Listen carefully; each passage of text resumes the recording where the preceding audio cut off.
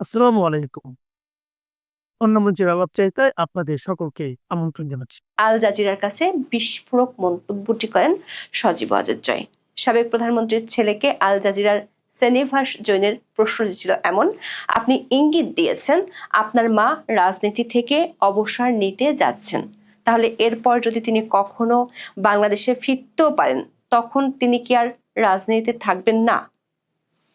জবাবে কোনো দ্বিধা ছাড়াই সজীব ওয়াজেদ জয় জবাব দেন, না, তার বয়স হয়েছে, বলেন তার মা বয়স্ক। যাই হোক, এবারে তার দায়িত্বে শেষ মেয়াদ হওয়ার কথা ছিল, তিনি অবসর নিতে চেয়েছিলেন। বিষয়টি আরো পরিষ্কার হতে আল জাজিরার সাংবাদিক প্রশ্ন করেন, তাহলে হাসিনা অধ্যায় কি শেষ হচ্ছে? জবাবে জয় বলেন, সম্ভবত হ্যাঁ। আওয়ামী লীগের আগামী রাজনীতি শেখ হাসিনাকে ছাড়াই এগোবে ইঙ্গিত করে জয় বলেন, আওয়ামী লীগ একটি রাজনৈতিক দল, এটি সবচেয়ে পুরনো দল, ৭০ বছর ধরে আছে। শেখ হাসিনাকে সঙ্গে নিয়ে অথবা তাকে ছাড়া দলটির যাত্রা অব্যাহত থাকবে। তিনি অথবা অন্য কেউ চিরকাল তো বাঁচবেন না। সজীব জয়ের বক্তব্য থেকে শেখ হাসিনার নেতৃত্বের অবসান ঘটার একটি সম্ভাব্য ইঙ্গিত পাওয়া যায়। প্রশ্ন হলো, যখন আওয়ামী লীগের কার্যক্রম দেশটিতে সরকারের নির্বাহী আদেশে নিষিদ্ধ আছে, যেখানে শেখ হাসিনা গত ১৭ মাস ধরে অনলাইন বার্তার মাধ্যমে দলটির তৃণমূল নেতাকর্মীদের বার্তা দিয়ে আসছেন, দিল্লিতে ডেকে নিয়ে দলের অনেক নেতার সাথে বৈঠক করছেন এবং বাংলাদেশের নির্বাচনের ঠিক আগে আগে তার ছেলে সজীব ওয়াজেদ জয় কেন এমন আভাস দিলেন? ঠিক ২ মাস আগে বিবিসি বাংলাকে যে বিদেশিদের চাপের কথা বলেছিলেন, তার প্রেক্ষাপটে কি কৌশলগত নতুন অবস্থানের চিন্তা করছে আওয়ামী লীগ? সেক্ষেত্রে পরিবর্তনের সম্ভাব্য ধরনটি কেমন হতে পারে?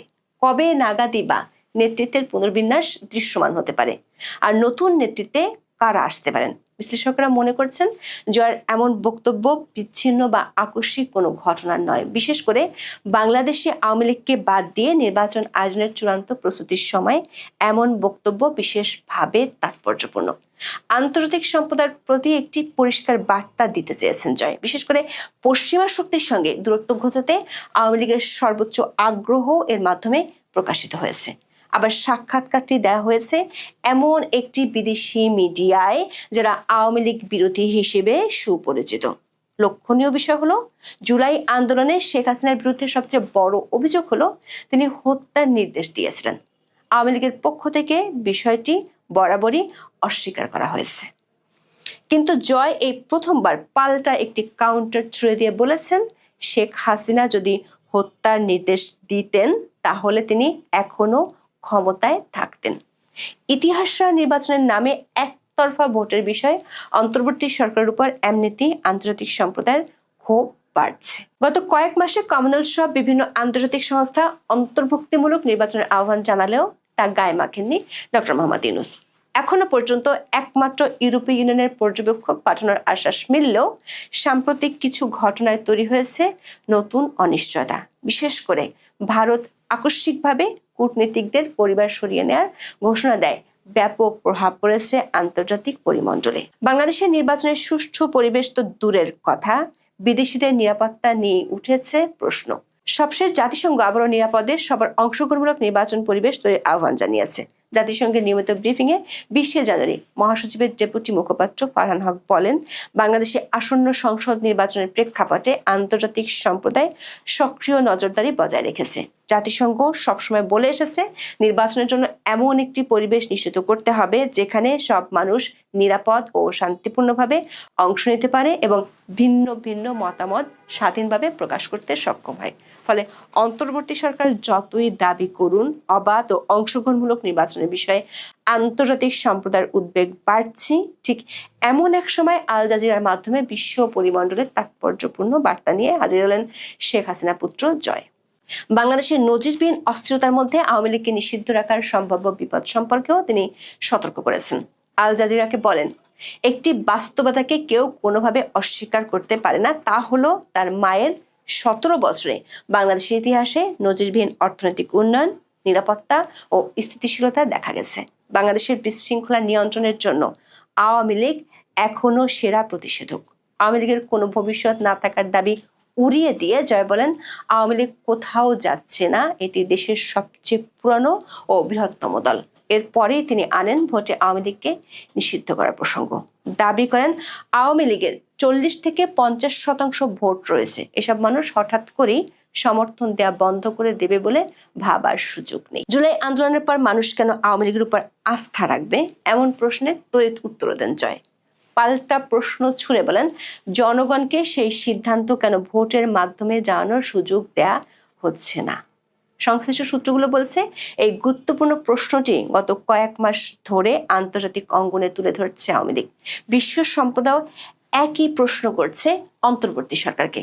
বাস্তবতা হলো, এর কোনো পরিষ্কার জবাব সরকার এবং তাদের মিত্র দলগুলো এখনো তুলে ধরতে পারেনি। নির্বাচনের মাত্র 3 সপ্তাহ আগে সেই একই প্রশ্ন আল জাজিরার মাধ্যমে ছুড়ে দিলেন জয়। গত কয়েক মাসে যুক্তরাষ্ট্র, বাংলাদেশ ও ভারতে আওয়ামী লীগ নেতাদের সাথে বিদেশি বেশ কয়েকটি শক্তিশালী দেশের প্রতিনিধিদের সাথে বৈঠক হয়েছে।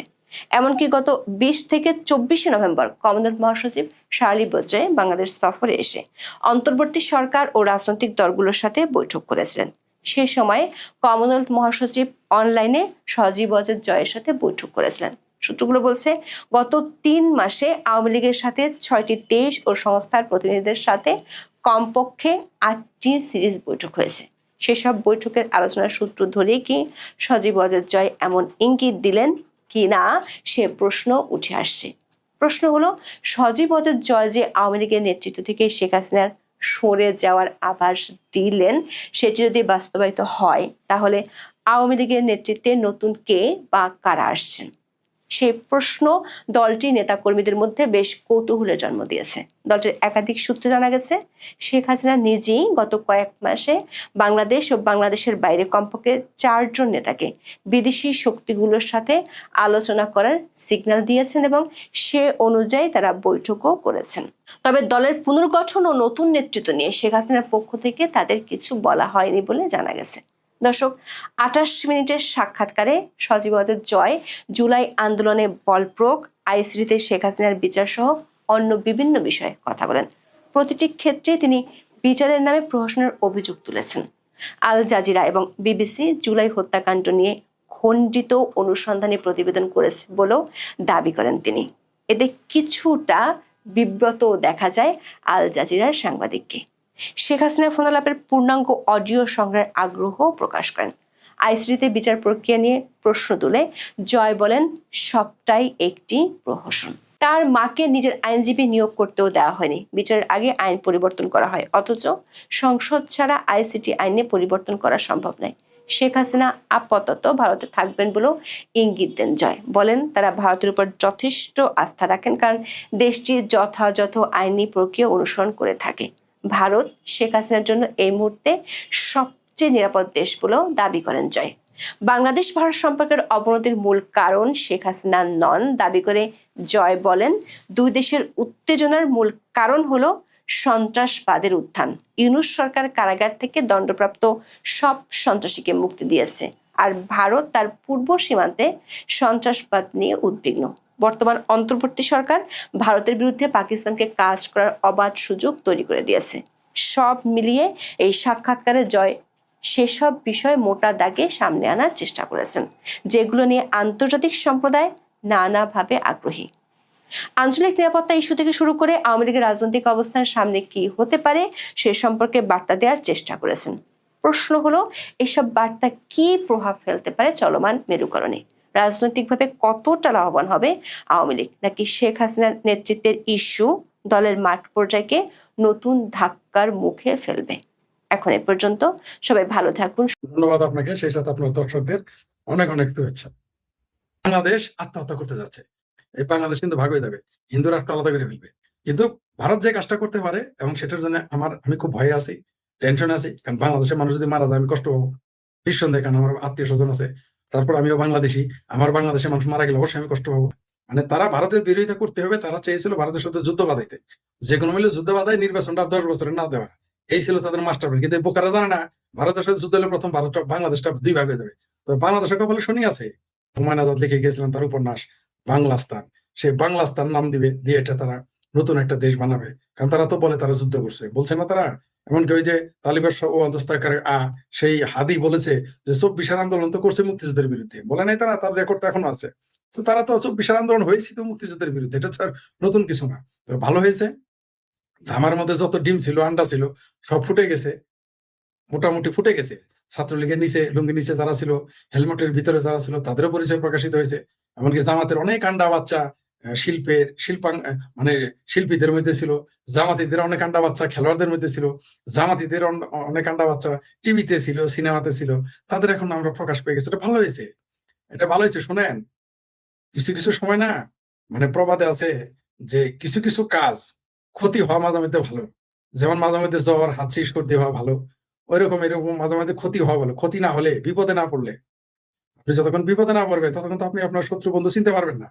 যেমন এই যে আমরা 5 তারিখের পরে আমরা আমাদের প্রকৃত বন্ধু কারা চিনে ফেলেছি, আমাদের আত্মীয় স্বজন চিনেছি, আমাদের শুভাকাঙ্ক্ষী চিনেছি, আমাদের বন্ধু বান্ধব চিনেছি, সব চিনে ফেলছি, চিনতে পারছি না এখন। তেমনি ওই 5ই আগস্টে খুব দরকার ছিল বাংলাদেশের, এই এই যে যে বাংলাদেশের যে করুণ অবস্থা 5 তারিখের পরে, কল্পনাতীত। মানে রাজাকারদের যে এখন ঈদ লেগে গেছে 5 তারিখের পরে, তো আসলে রাজাকারদের ইজ্জত আছে, এদের তো এখন প্রতিদিন ঈদ, তাই না? তাদের ইজ্জত আছে। তো এখন আমরা দেখতে পাচ্ছি কারা রাজাকার কারা আলবদর। তো এটা ভালো হয়েছে বাংলাদেশের জন্য। এখন দুধ কা দুধ পানি কা পানি হয়ে যাবে। কারণ বাংলাদেশের যতই সুদূর বুদূর যে যাই করুক, বাংলাদেশের আওয়ামী লীগ তো ফিরবেই, মুক্তিযুদ্ধের পক্ষে শক্তি তো ফিরবেই, নিঃসন্দেহে ফিরবে। কারো পাওয়ার ক্ষমতা নাই ঠেকানে।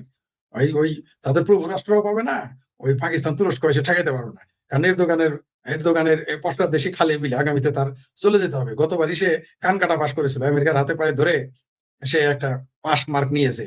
তো এইবার তোর গোলাবে না, তো তারপরে কোথায় যাবে? আর পাকিস্তান তো আমরা জানি যে তারা কোনোদিনই আজ পর্যন্ত ইতিহাসে 5 বছর পূর্ণ করতে পারে নাই ক্ষমতায়। তো তাদের নিয়ে আমাদের চিন্তা করার দরকার নাই, কারণ বিগারিস্তানের নিয়ে আমাদের চিন্তা করার দরকার নাই। তো বাংলাদেশে এখন 5ই আগস্ট এই জন্য দরকার ছিল যে সব স্পষ্ট হয়ে গেছে। এখন আমরা আমাদের মিত্র, আমাদের শত্রু, আমাদের বন্ধু, আমাদের শুভাকাঙ্ক্ষী, আমরা সব চিনে ফেলেছি। আগামীতে আর এই সুযোগ তারা পাবে না। তারা যে কাজগুলো করেছে এই 17 মাসে, এবং এবং আরো কিছুদিন, যতদিন এই জামাতের ইউনূস সরকার থাকবে ততদিন আরো যা করবে বাংলাদেশের মানুষ তো এগুলো দেখতেছে। আগামীতে দেখবেন যে এদের কি পরিণতিটা হয়। ওই বাচ্চু রাজাকার এসে ভালো করেছে, কারণ পালিয়েছিল, আমরা আর এরপর আর পালাইতে দিব না, আর পালাইতে দিব না। কারণ হলো যে ওই জেলখানায় গিয়ে হুজুর হুজুর করছে, জেলখানায় গিয়ে হুজুরা পানি পরা নিচ্ছে, পুলিশেরও পানি পরা নিচ্ছে, খবর আমরা জানি। ওই পানি পরা এবার কে কারে দেয় সেটাও আমরা দেখবো। জামাতের নেতা দোয়া করে না যে ভারত আমাদের আক্রমণ করুক, দোয়া করছে। তা আমিও দোয়া করি জামাতের নেতারা বাংলাদেশ সব ঢুকুক, আমরা দোয়া করতেছি এরা থাকুক, যাতে আমাদের খুঁজে ধরে না আনতে হয়। মুক্তিযুদ্ধের জন্য কোটা থাকুক, যোদ্ধাদের জন্য কোটা থাকলে বেজায় এদের, মানে পশ্চাৎ দেশের চামড়া দলে বুক ফেটে যায়। আর রাজাকারের বাচ্চা, এই মানে যার যে এমন শব্দ প্রয়োগ করে যেগুলো শব্দ উচ্চারণ করলে উজু করতে হয়, ঠিক আছে?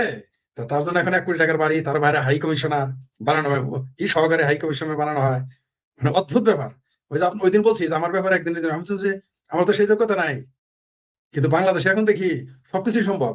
মানে এর কয়দিন পরে না ওদের নামে আবার নাই তাজমহল বানায়, এটা আমি চিন্তা করতেছি। তাজমহল বানাই দিলেই তো একটা, সবচেয়ে ভালো বোধ 22,000 শ্রমিক নিয়ে 22 বছর একটা তাজমহল বানায়। এখন আর কোটার সমস্যা নাই। ঠিক আছে, দেখা যাক কি হয়। এই জন্য আমি বলেছি যে আগামীতে, অদূর ভবিষ্যতে সরকারি চাকরি তো দূরের কথা, কোটা মোটা আর চলবে না। ডাইরেক্ট যারা মুক্তিযুদ্ধের পক্ষের এবং আওয়ামী লীগ করে তারাই চাকরি পাবে। একটা লোক আর চাকরি পাবে না, সরকারি কোনো চাকরি তাদের দেওয়া হবে না। সেই কাজগুলো তারা করতেছে। এবং আরেকটা কি বলে দেয় আপনাকে, কোন প্রাইভেট প্রতিষ্ঠানে যতক্ষণ আওয়ামী লীগের লোকের চাকরি যতক্ষণ কোটা পূর্ণ না হবে একটা চান্স হবে না আগামীতে। একটা মনে করেন যে আপনার ব্যবসা, মনে করেন আপনার একটা প্লাস্টিকের কারখানা দিচ্ছেন, নিশ্চিত থাকেন আপনার কারখানায় শ্রমিক রাখতে হবে আওয়ামী লীগের লোক, নইলে আপনার কারখানা চলতে দেওয়া হবে না, আমরা দিব না ভবিষ্যতে। গার্মেন্টস এর সিকিউরিটি গার্ডও রাখতে হবে আওয়ামী লীগের লোক। দেখি এরপর এরা শিখে দিতেছে আমাদের। আর এই যে 1 কোটি টাকা দিছে না, ভালো করছে। আগামীতে যাদের বাড়ি ঘর ভাঙছে আওয়ামী লীগের, সবার 1 কোটি করে টাকা দিয়ে দিবে, কোনো সমস্যা নেই। কারণ ইউনুসকে তার বাপের টাকা এনে দিছে নাকি? ইউনুস তো বোধহয় তার বাপের টাকা দিছে, নাহলে জামাত তার বাপের টাকা দিছে হাদিরা। এটা আমরা যখন দিব ওইগুলো আওয়ামী লীগের নির্যাতিত নিপীড়িত কর্মীদের জন্য, সরকারকে বলবো এদের দেন। তখন যদি কেউ বলে যে টাকা কি শেখ হাসিনা বাপের টাকা, তখন বলবো তোর বাপের টাকা দিতে আস। এগুলো করাতে ভালো করতেছে। শুনেন, এরা যা যা করতেছে আগামীতে, আগামীতে কারো বাড়ি ভাঙলে আর কৈফিয়ত দিতে হবে না। আপনার 32 নম্বর ভাঙে এই কাজটা করছে, কারো কৈফিয়ত দিতে হবে না। সোজা 32 নম্বরের ছবিটা তারা ঘেটি ধরে নিয়ে দেখানো হবে। এই যে কোটা মোটা দেখতেছেন না, এই ইসলামী ব্যাংক যত আছে সব ছাড়াই, সব আওয়ামী লীগের লোক ঢুকবে, ছাত্রলীগের ঢুকবে, যুবলীগ ঢুকবে, সব পাইকারি ধরে সব out। এরা এই পরিস্থিতির সামনে, মানে আওয়ামী লীগ করবে না, কিন্তু এরা এমন কিছু করতেছে এখন করতে গেলে বাধ্য হবে। এরা শিখিয়ে দিতেছে। ঠিক আছে, আমারও এই দাবি যে মুক্তিযুদ্ধের পক্ষে, মুক্তিযুদ্ধের দেশে এই 31 লক্ষ মানুষ রক্ত দিয়েছে, অগণিত নারী ধর্ষিত হয়েছে। এই বাংলাদেশের রাজাকার আলবদরদের কোনো সরকারি চাকরি তো প্রশ্নই আসে না। আগামীতে আমি শেখ ফরিদ কোনো ওই যে মেধা গুলি মারেন, ওই মেধাবী হলেও হবে না, সব ঘেটি ধরে বিদায়, এই জামাত শিবিরে গেলে বিদায়। যারা রাজাকার আলবদর মুক্তিযুদ্ধ বিরোধী তাদের কোনো চাকরি হবে না, পৃথিবীতে কোনো দেশে এদের জায়গা নেই। ভারত আর বাংলাদেশের দুর্ভাগ্য যে এই দুইটা দেশে স্বাধীনতা বিরোধীরা চাকরি করে, রাজনীতি করে, এমপি হয়, মন্ত্রী হয়। এর চেয়ে দুঃখের আর কিছু নাই। এর চেয়ে দুঃখের পৃথিবীর কোনটা দেশ আছে দেখান আমাকে। আমাকে একটা দেশ দেখান যে দেশে স্বাধীনতা বিরোধীরা সরকারি চাকরি পেয়েছে, রাজনীতি করার অধিকার তো দূরের কথা, তাদের জেনারেশন বাই জেনারেশন কোনোদিন চাকরি দেওয়া হয়নি, সরকারি চাকরি করতে পারেনি। আগামীতে বেসরকারি চাকরি করতে দেবো না, দেখি কি হয়। তো শুনেন, এখন যারা আছে তারা তো কেউ জনপ্রতিনিধি না, জনগণের প্রতি তো তাদের কমিটমেন্ট নাই, তাই তারা যা ইচ্ছা তাই করতেছে এবং করবে। কারণ তারা এই দেশটাকে যত রকম পারে ধ্বংস করতে যা যা করতে হয় তা তো তারা তারা শিল্প, সাহিত্য, সংস্কৃতি, চারুকলা, বিজ্ঞান সব ধ্বংস করবে। বাঙালির সংস্কৃতি ধ্বংস করবে, বাংলার ভাষা ধ্বংস করবে, বাংলাদেশ ধ্বংস করবে, অর্থনীতি ধ্বংস করবে, বাংলাদেশের রাজনীতি ধ্বংস করবে, গণতন্ত্র ধ্বংস করবে, সংবিধান ধ্বংস করবে, বাংলাদেশের মুক্তিযুদ্ধের চেতনা ধ্বংস করবে। তো তাদের কাছে ক্রিকেট তো কোথাকার কি, ক্রিকেট তো সামান্য ব্যাপার, তো ধ্বংস তারা করবেই, তাতে তো কিছু যায় আসে না। মনে করেন যার সন্তান, আপনার সন্তানকে যদি কেটে 2 ভাগ করা হয়, আপনি প্রয়োজনে তাকে অন্যকে দিয়ে দিবেন যে ভাই তুই নিয়ে যা, তবে এটা কাটিস না। কিন্তু আমি তো চিন্তা করবো না, অন্যজনের চিন্তা করবো না, কাটে টুকরা করলে কি, ভাগা দিলে কি। তো বাংলাদেশ তখন গণিমতের মাল, এরা তো দখল করছে, এটা তো এদের দেশ না, এরা তো এই দেশে বিশ্বাস করে না, এরা তো এই দেশে উন্নতি চায় না। ক্রিকেটকে কোথায় নিয়ে গেছিল শেখ হাসিনা, সেই ক্রিকেটকে তলানিতে আনলো তারা। এমনকি এই স্কটল্যান্ডের শুধু আসার কারণে যে বাংলাদেশ যে এই বছর খেললো না তা না, এই ঘটনা বাংলাদেশের জন্য, বাংলাদেশ ক্রিকেট সম্পর্কে সারা পৃথিবীতে যে মেসেজ গেল সেটা বাংলাদেশের জন্য ভালো। আর এরা নিবেই না বাংলাদেশকে, কোনোদিন আর খেলাই নিবেন আপনি দেখবেন, কারণ এরা সব জঙ্গি থাকে। ক্রিকেট যারা খেলে এরা তো সব জঙ্গি, এরা দেখি দেখবেন জঙ্গি। আওয়ামী লীগের আমলে বলছে বিশ্বাস করে নাই, একটা লোককে কথা বলতে দেখেন, 2-1 জন একটা প্রতিবাদ করেছে, তাও কি ওই যে কি বাংলাদেশের যে বিপিএল শুরু হয়েছিল তখন তাকে কি গালাগালি করেছে, ভারতের দালাল করেছে, এর জন্য তারা স্ট্রাইক করেছিল। এবং তার জন্য দেখছেন তো যে ক্রিকেট বোর্ডের নেতাদের বউ এসে বিবৃতি দেয়, মানে ক্রিকেট বোর্ডটা এখন সাহেব বিবির বাক্স বানাই ফেলছে, কয়েকদিন পরে গোলামের বাক্স বানাবো। তো এরা তো এরকমই করবে, এরা তো দেশকে ভালোবাসে না। দেশকে যদি ভালোবাসতো, দেশের মুক্তিযুদ্ধকে ভালোবাসতো, দেশকে ভালোবাসতো, তাহলে এগুলো করতো না। ভারতে গিয়ে ক্রিকেট খেলবে না মানে ভারতের চাল আনো, ডাল আনো, ভারতের ডিজেল আনো, আর ভারতে ক্রিকেট খেলে তোমার খুব খারাপ লাগে না? বদমাইশি করার জায়গা হয় না। মানে বাংলাদেশ, এই বাংলাদেশে কালকে কালকে একজন লাইভে একজন এসে বলছিলেন যে বাংলাদেশের মুসলমানেরা হচ্ছে, মানে অধিকাংশ মুসলমান হচ্ছে মানসিক রোগী, এরা হচ্ছে মানসিক রোগী। এরা ভারত, হিন্দু এগুলো বিদ্বেষ কেন? কারণ কি? মুক্তিযুদ্ধ। কারণটা হচ্ছে মুক্তিযুদ্ধ। আপনি ভারতের চাল খাবেন, ডাল খাবেন, পেঁয়াজ খাবেন, আপনি ভারতের চিনি খাবেন, আপনি ভারতের ফেন সিডিলও খাবেন, ভারতের গান শুনবেন। সাউথের সিনেমা বাংলাদেশে, পশ্চিমবঙ্গের লোক যত না সাউথের সিনেমা দেখে, আমি দায়িত্ব নিয়ে বললাম, পশ্চিমবঙ্গের মানুষেরা সাউথ ইন্ডিয়ান সিনেমা যত না দেখে তার সাথে ডাবল দেখে বাংলাদেশের লোক। টিভির সিরিয়াল তো মহিলারা দেখেই, এটা তো কোনো আলাপই নাই। এবং তো যারা আছে তারা ছোট বড় সকলেই, এই জেনজি যেগুলো বলেন না, যে জিন্ডাস জেনারেশন, জামাতি জেনারেশন, সবগুলো সাউথ ইন্ডিয়ান সিনেমা দেখে। একটা বাদ দিতে সবগুলো বেশিরভাগ আবার বিএনপি করে। যারা আবার এই যে সাউথ ইন্ডিয়ান সিনেমা দেখে তারা বেশিরভাগ আবার বিএনপি করে। মানে ভারতের ভারতের কাওয়ালিয়া, ভারতের হিন্দি গান আপনি পাকিস্তানি শিল্পী আইনা গাওয়ায় শোনাবেন। আপনি বাংলাদেশে 32 নাম্বার, ধানমন্ডি 32 নাম্বার ভাঙবেন, হিন্দি ডিজে গান বাজায়। মানে এই হচ্ছে এদের চরিত্র। মানে এরা আসলে মানসিকভাবে অসুস্থ। মানে এই বাঙালি মুসলমানদেরকে নিয়ে আপনি এমনিতেই আপনার ভুলে গেলাম না, আমাদের বিখ্যাত উপন্যাসী এমনি লেখেন বাঙালি মুসলমানের মন, বুঝতে পারছেন? এমনি বাঙালি মুসলমানের মন তিনি লিখে যান নাই, সেখানে লিখে গেছেন। তারপর হুমায়ুন আজাদ তো বাঙালির অর্থনৈতিক চরিত্র, বাঙালির চরিত্র তো বলছে যে বাঙালি যদি মানে সিকি ভাগও যদি সৎ হয় তাকে পুরস্কার দিতে বলছে। বাঙালি যদি সিকি ভাগ সৎ হয় নাকি আরো কত পার্সেন্ট বলছে, যে আধা যদি সৎ হয় তারা 100% পুরস্কার দিতে বলছে। তার মানে বুঝছেন তো বাঙালির চরিত্র। আর ফরাদ মাজার, আরে ভুল বললাম, আরে যারা আমি বলি যে সলিমুল্লাহ খান যার মাজারে খাদেম, আমি ভুলে গেছিলাম নামটা, ভুলে যেতেছি, আমাদের বিখ্যাত লেখক, ঠিক আছে? তিনি তো বাঙালি মুসলমানের মন লিখে গেছেন। বাঙালি মুসলমানটা এরকম। আমার কালকে ওই দিন ডক্টর মঞ্জুরে খোদা তরিক তিনি বলেছেন যে এরা মানসিকভাবে অসুস্থ, এই বাংলাদেশের মানুষ। তারা ইন্ডিয়ান চাইল ভালো লাগে, ইন্ডিয়ান সিনেমা ভালো লাগে, ইন্ডিয়ান গান ভালো লাগে, ইন্ডিয়ার পাবলিক ভালো লাগে, ইন্ডিয়ার কওমি মাদ্রাসা আর কি ভালো লাগে, দেওবন্দ মাদ্রাসা ভালো লাগে, ইন্ডিয়ার আজমির ভালো লাগে, ইন্ডিয়ার নায়িকাদের খুব ভালো লাগে, হাঙ্গা করতেও চায় কেউ কেউ আবার, ঠিক আছে? স্বপ্ন দেখে তারা। তারপরে ইন্ডিয়ান আপনার ডিজেল ভালো লাগে, আর ইন্ডিয়ান চিকিৎসা ভালো লাগে, ঠিক আছে? ইন্ডিয়ায় চোরা কারবারি করতে ভালো লাগে। বাংলাদেশের 1 কোটি লোক এখন ইন্ডিয়াতে চোরা কারবারি করে ভাত খায়। বাংলাদেশের 1 কোটি জনগণ ভারতের উপর নির্ভরশীল 100%। 100% 1 কোটি লোক 100% ভারতের চোরা কারবারির উপর নির্ভর করে। তারপরেও ভারত ভালো না। তারপরেও ভারত ভালো না, কারণ কি? কারণ ওই যে মুক্তিযুদ্ধ, এই ক্রিকেট মিকেট এগুলো কিছুই না। মানে তারা ভারতের বিরোধিতা করতে হবে, তারা চেয়েছিল ভারতের সাথে যুদ্ধ বাঁধাইতে, যে কোনো মূল্যে যুদ্ধ বাঁধায় নির্বাচনটা আর 10 বছরের না দেওয়া। এই ছিল তাদের মাস্টার প্ল্যান। কিন্তু এই বোকারা জানে না ভারতের সাথে যুদ্ধ হলে প্রথম ভারতটা বাংলাদেশটা দুই ভাগ হয়ে যাবে। তো বাংলাদেশের কপালে শনি আছে, মানে বাংলাদেশ বেঁচে গেছে যে নিরীহ শক্তিমান। মানে ভারত শক্তিমান রাষ্ট্র কিন্তু নিরীহ। পাশে যদি বার্মার সাথে এরকম লাগতো না, বার্মার সাথে যদি এই সুলকানি মার্কা কথা কইতে, তখন বার্মা দল দল করে নিত সেটা। ভারত একটু ভদ্র।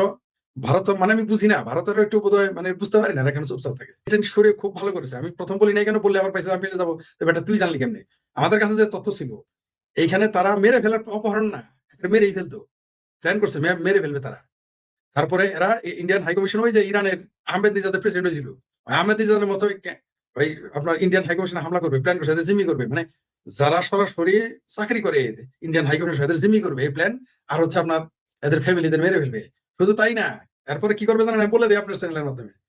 হিন্দু নিধন শুরু করে দিবে। এই বাংলাদেশে কিন্তু হিন্দুদের মারা শুরু করবে। ওই কৃষ্ণ নন্দীরে যেই দিন, কৃষ্ণ নন্দীকে কেন দিয়েছে জানেন নমিনেশন? আরেকটা কথা বলি, আমি জানি এই কথা অনেকে আমার এখন উন্মাদ বলবে, আপনিও বলতে পারেন, এটা কিন্তু চালাকি। কম দিয়ে ফাও দেওয়া, বুঝেন তো? কম দিয়ে ফাও। 7 5 14 হয়, তোমার 2 টাকা কম দিলাম, 12 টাকা দাও। ঠিক আছে? এরকম কৃষ্ণ নন্দীরে কেন দিচ্ছে জানেন? এরা অচিরেই জামাতেরা, হেফাজতেরা এই হিন্দুদের উপর আক্রমণ করবে। তাই বলে আমরা তো হিন্দুদের ভালোবাসি, দেখেন না আমরা হিন্দুদের হিন্দুদের নমিনেশন দিছি, এটা দেওয়ার জন্য নন্দীরে নিয়ে আসছে। এদের মাস্টার প্ল্যান, এগুলো প্ল্যান আসছে মুসলিম ব্রাদারহুড, মিশর থেকে, পাকিস্তান আইএসআই থেকে, পাকিস্তানের জঙ্গিদের কাছ থেকে।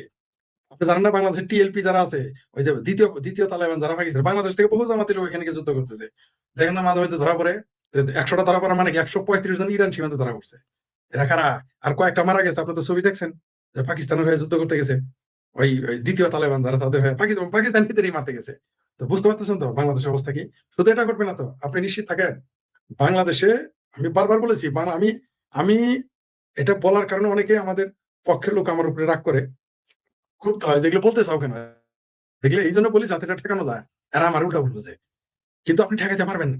এই হিন্দুদের উপরে খুব শীঘ্রই আক্রমণ শুরু হবে। এই এরা করবে, এরা বাংলাদেশের ঝামেলা বাদাইতে পায়ে পাড়া দেখাই যে করা তো বুঝেন, পায়ে পাড়া দিয়ে ঝগড়া, পায়ে পাড়া দিয়ে ঝগড়া করতে যা যা করতে তারা থাকবে, অলরেডি তারা তা শুরু করেছে। প্রথমে ডক্টর ইউনূস, এই বুইরা খাড়াস, আদম ব্যাপারী, আদম ব্যাপারী আসার আগেই বলছে 7 সিস্টার ঝুঁকিতে ফেলবে। তার মানে কি? এটা কি কেউ বলে? কোন কূটনৈতিক ভাষা এটা বলা যায়? কোন শাসক এটা বলতে পারে যে ক্ষমতা নিতে আসতেছে? ধরে নেন আপনি ভারতের সাথে যুদ্ধ করবেন, তারপর তো আপনি এটা বলতে পারবেন না। পারবেন? এই যে ভারত যে বলতেছে না কিছুই, ভারত বাংলাদেশে কোনো মন্তব্য করতেছে না, তার মানে কি ভারত বসে আছে? ভারত তো ছাই দিয়ে ধরবে।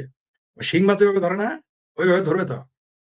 পাঙ্গাস মাছের কিন্তু, বাংলাদেশ হলো মাছের মধ্যে পাঙ্গাস মাছ, এটা কিন্তু শিং মাছ না, এটা মাথায় ধরবে না। বাংলাদেশ হলো চরিত্রগত ভাবে পাঙ্গাস মাছ, পাঙ্গাস মাছের কিন্তু মাথায় ধরতে না, লেজে ধরতে হয়। লেজে ধরে এরকম ঘুরাবে, জানে না এরা। ভারত বাংলাদেশের লেজে ধরে ঘুরাবে, টেরি পাইতেছে না এরা। আমি বলে দিই আপনাকে, যেই না তারা হিন্দুদের উপর আক্রমণ করবে, এই বাংলাদেশ কিন্তু ভাগ হয়ে যাবে, হিন্দু রাষ্ট্র আলাদা করে ফেলবে। তখন বলবে কি জানেন? 5ই আগস্ট করছে ভারত। তখন আবার চিৎকার করে এরাই বলবে 5ই আগস্ট ভারত করছে। এরা তো প্ল্যান করে রাখছে যে হাই কমিশনার হামলা করবে, তাদেরকে মেরে ফেলবে। এগুলো প্ল্যান পুরো, এগুলো মাস্টার প্ল্যান। পাকিস্তান আইএসআই তারা এগুলো পুরো প্ল্যান করা হয়ে গেছে, এবং আরো ভয়ঙ্কর প্ল্যান করা হয়েছে, যেগুলো আমি অনুমান করলে এগুলো বলতে সাহস পাইতেছি না। ঠিক আছে? বলতেই সাহস পাইতেছি না, কারণ আইনগত মায়ের পেশা যদি এগুলো ঘটে যায়, বলে তুই জানলি কেমনে? আমার আগে অ্যারেস্ট করবে। সমস্যা বুঝতে পারছেন? বললেও অনেক কিছু জানলেও কিন্তু আগে বলা যায় না। এরা তো এতদিনে নিল, এরা তো বুদ্ধিমান, মানে এতদিনে ঘটে যাওয়ার কথা ছিল। এতদিনে এটা ঘটে হয়েছে যখন ইন্ডিয়ান হাই কমিশনে গেল এরাও করতে, তখন এটা করার কথা ছিল। তখনই এরা যে কোনো মূল্যে ভারতের সাথে ঝামেলা করবে, পায়ে পাড়া দিয়ে ঝগড়া করবে, প্রয়োজনে সীমা থেকে মারামারি করবে, গোলাগুলি করবে। আপনি লিখে রাখেন কি কি করাইতে পারে। হিন্দুর উপর আক্রমণ তো ঘটবেই শেষে। সীমা থেকে চোরা কারবারি ছেলে গোলাগুলি, প্রথমে নিজেরা মরবে, প্রথমে নিজেরা গিয়ে সীমান্তে যাবে, বিএসএফ মারবে। প্ল্যানটা দেখেন, প্রথমে নিজেরা সীমান্তে যাবে, যা একটা ঝামেলা করবে, বিএসএফ তো গুলি করবে, গুলি করার পরেই তখন বাংলাদেশ আন্দোলন শুরু করে দিবে, এবং ওইখানে তারা একটা ঝামেলা সৃষ্টি করবে। আর এমন একটা পরিস্থিতি ক্রিয়েট করবে যে ভারত বাধ্য হবে এই যুদ্ধে নামতে। ঠিক আছে? বাধ্য হবে। কিন্তু ভারত তো আবার চালাক, এই মুহূর্তে কিছু করবে না, কিন্তু চাণক্য নীতি ফলো করবে। কারণ চাণক্য নীতি আমি সংস্কৃত এই মুহূর্তে মুখস্থ নাই, করোনা রায়ের মতো তোর মুখস্থ করি নাই। সেখানে বলা হয়েছে যে রাস্তা যদি কাটার হয়, হয় রাস্তা ছেড়ে দাও, নাহলে কাটাকে ছুঁড়ে ফেলে দাও। তার মানে কি? হয় আর বাংলাদেশ তো মনে করেন তার কন্ট্রাক্ট কোনো পথ, সে তো ছুঁড়ে ফেলতে পারবে না। তাহলে কি সেটা এড়িয়ে যেতে পারবে না, কারণ আর কোনো দেশ নাই। তাহলে তাকে কি করতে হবে? কে ছুঁড়ে ফেলতে হবে, উচ্ছেদ করে ফেলতে হবে সমানে। তো ভারতকে শেষে এটাই করতে হবে, চাণক্য নীতি ফলো করতে হবে, এই কাটাকে তাকে উচ্ছেদ করে ফেলতে হবে। আর এই কাজটা বাংলাদেশের জামাত, মুসলিম লীগ, হেফাজত, এই পাকিস্তান আইএসআই, এদের ভুল পদক্ষেপে এরা এমন একটা ব্লান্ডার করে বসবে।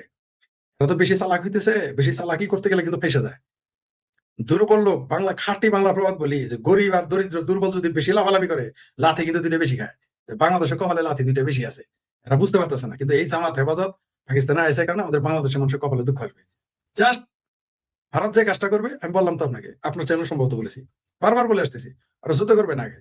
যুদ্ধ হলো ভারতের সর্বশেষ, মানে যখন দেখবে আর পারা যাচ্ছে না তখন যুদ্ধ, সর্বশেষে আসবে ভারত যুদ্ধ করতে। কারণ এই ঝুঁকি ভারত নিবে না। কারণ বাংলাদেশটাকে একটা ফাঁদ মনে করেন যে সুন্দরবনে বাঘ ধরতে পাঠা পাঠায় না, ছাগল পাঠায় না, তো বাংলাদেশটাকে পাঠা বা ছাগলের মতো সামনে রাখছে ভারতের, যাতে এই ফাঁদে ফাঁদে খাইতে আসে। আর তখন মনে করেন শিকারীরা এসে ভারতকে শিকার করবে। ভারত এটা জানে, কিন্তু এটা সর্বশেষে ভারত প্রয়োগ করবে।